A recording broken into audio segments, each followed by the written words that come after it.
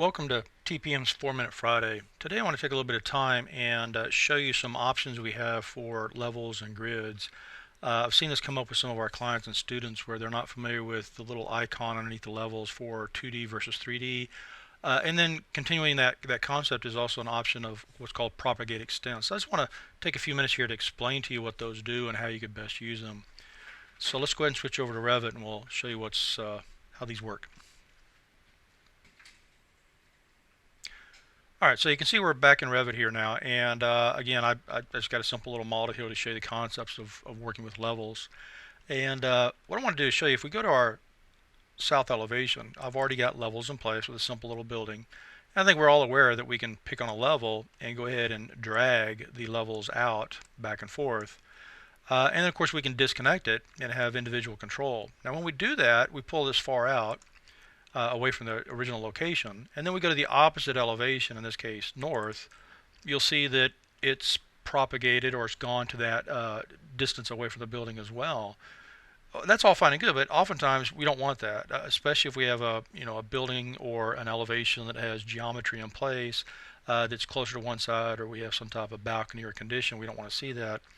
So what we can do is, when we unlock this, that's what this 3D button right here does, or this option for 3D.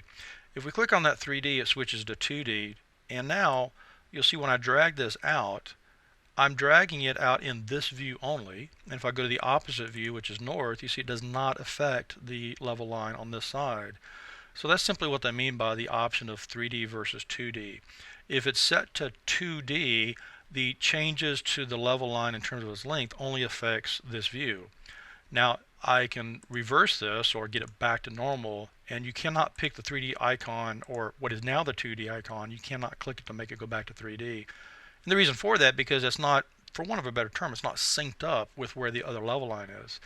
So you have to drag it back to the original location, and then it automatically switches back over to 3D. So be aware that 2D versus 3D allows you to make differences or change the length of the level line in one view and not affect the other view out there. Now, to some extent, that's also true with our grids, in the fact that grids and levels work very similarly to each other, and that we can, of course, grab our grid and do the same thing. We can unlock it and take our 2D versus our 3D. And then when we do that, 2D versus 3D, we'll be able to change it in the same manner. Now from here we also have the ability to, if we do pull this up, and I'm going to go ahead and pull it up to here, I'm going to unlock it first, and then I'm going to go ahead and pull it up. So what we have available to us here is, again, the same way we can go 2D, 3D, but we also have this option up here, which is called Propagate Extents.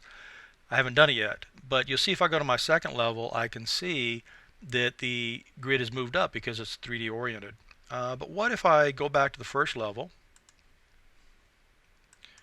Let's bring this back down again and adjust it in that regard. Let's switch it back off to 2D and make a change. Obviously it's not going to come up here to level 2. I've already shown you that. But what we do have an option is, maybe the design changes a little bit later on and we do want it out there. So we have this option up here that says Propagate Extents.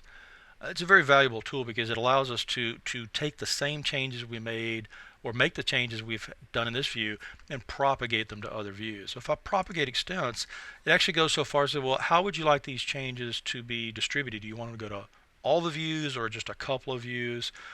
Just for sake of selecting them, I can say I want to have the changes to that grid, I want to occur for both level 2 and the site view. Now nothing happens in this view, of course, but if I now go up to level 2, it's taken those changes, those edits to that grid, and propagated them, or made them available, or applied them to this view. And then of course from here on it's the same way. We can go ahead and switch back to 2D versus 3D. Alright, so that's what I wanted to show you. Again, it's a quick, simple option to work with. I've had quite a few students and clients in the last couple of years that are never quite sure about what that's all about. So again, switching between 2D versus 3D, and then making those changes to multiple views is what the Propagate Extents allows you to do. So hopefully that'll help you out with your workflows, and we'll see you on the next time. So hopefully this 4-Minute Friday helped you out, and we'll see you next time. Thank you.